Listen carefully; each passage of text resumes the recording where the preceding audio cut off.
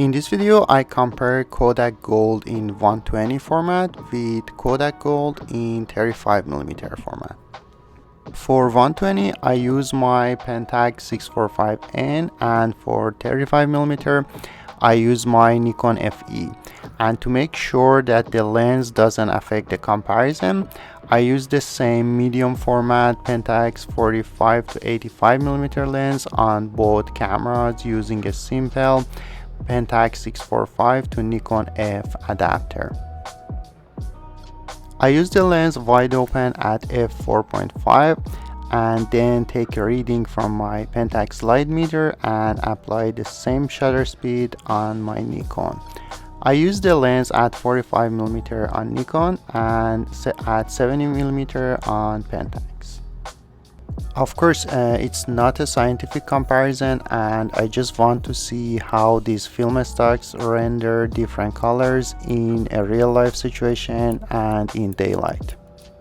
I sent the negatives to my local lab to develop, and they used the Noritsu HS1800 film scanner for both 120 and 35mm formats. For my first shot, I found this tree with yellow leaves with green grass and a cloudy sky in the background. First thing that I can say is that the 35mm shot has more contrast. The 120 shot has more detail in the highlights and seems to have a little more dynamic range. Then I found this red tree, and same story here. More contrast on the 35mm and a tiny bit more highlight detail in the 120 shot. Here at the bottom left corner, there is this shadowy area that shows the same detail in both shots. Of course, the 120 shot has more resolution, but in terms of shadow detail, they are both the same. In terms of colors, other than more contrast in the 35mm shot, I don't see a lot of difference. If anything, the red looks a little less saturated in the 120 shot, but it could be because of the lower contrast. Here I found these red leaves, and I think the Pentax autofocus lost it a little, but my Nikon manual focus is okay. So the first big difference between these two shots is in the background blur. That on the Pentax is a lot more because the lens is at 70mm versus the Nikon, which is at 45mm. And then again, more overall contrast and saturated colors in the 35mm shot, but here I see a purple tint in the 120 shot, especially in the out of focus portion of the image. Then I found this fallen tree branch in a background of yellow and green leaves, and this time, other than the contrast difference, the 35mm shot has a strong green tint, while the 120 shot has more purple tint. Also, the yellow color in the 35mm seems to be more golden. My next shot is again from a tree branch with lots of green in it. This shot doesn't have a high dynamic range, and the color range is also limited to green, yellow and brown. But all I can say is that the 35mm shot looks more pleasing to my eye. The 120 shot is okay, but there is a purple tint and also it has a cooler color. Here is my sixth shot with some blue and white in it. This time I can't see a lot of difference other than the slight shift toward purple in the 120 shot.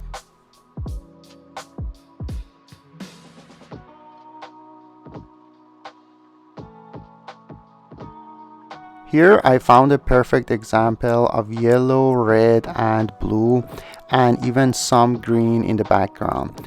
To my eye, there is a little purple shift in the 120 shot and some green shift in the 35mm shot, but I don't see a huge difference in the colors. And even in the sky, there is the same level of detail in both shots. Here again, another shot with red, blue, green and yellow, and again, other than the usual green tint on 35mm, and purple tint on the 120 shot. I see the same blue and yellow, but this time red looks a little different. For my next shot, I found these power lines against a bright sky, mainly because I wanted to see how these films perform in strong highlights. When I compare the shots, on the 120 photo, I can see a strong purple fringing on some areas of the transmission towers, while on the 35mm shot, there is no fringing or even a little green fringing. This makes me think that the scanner settings are different, but I can't really be sure about that. But highlight details are the same. My next shot is from this beautiful scene, and I don't see a big difference in colors. The only thing is that there is more details in the sky in the 120 shot. And here again another fallen tree branch and another strong green tint on the 35mm Nikon shot.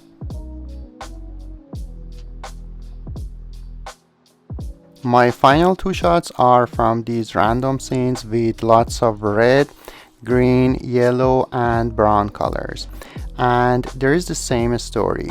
More contrast and a little less dynamic range in the 35mm shot, and same rendering for green and yellow colors in both formats, and a tiny bit difference in the red.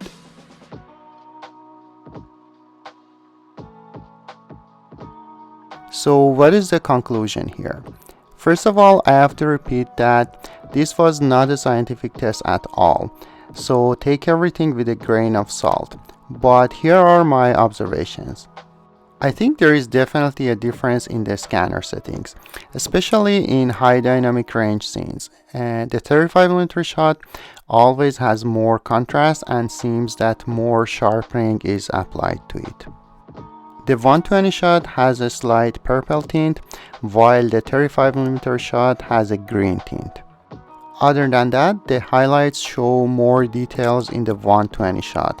How much of it is because of the negative size, I don't know, but the shadow seems to be the same. When there is a low dynamic range scene, there seems to be less of a difference in the scanner settings, but I think the green color is a little more pleasing in the 35mm shots, while yellow and blue are the same in both formats. But the red color is just a little different in 120 compared to 35mm. So that's it. I hope you liked this video. If yes, please give it a thumbs up and consider subscribing to my channel. Also, feel free to follow me on Instagram.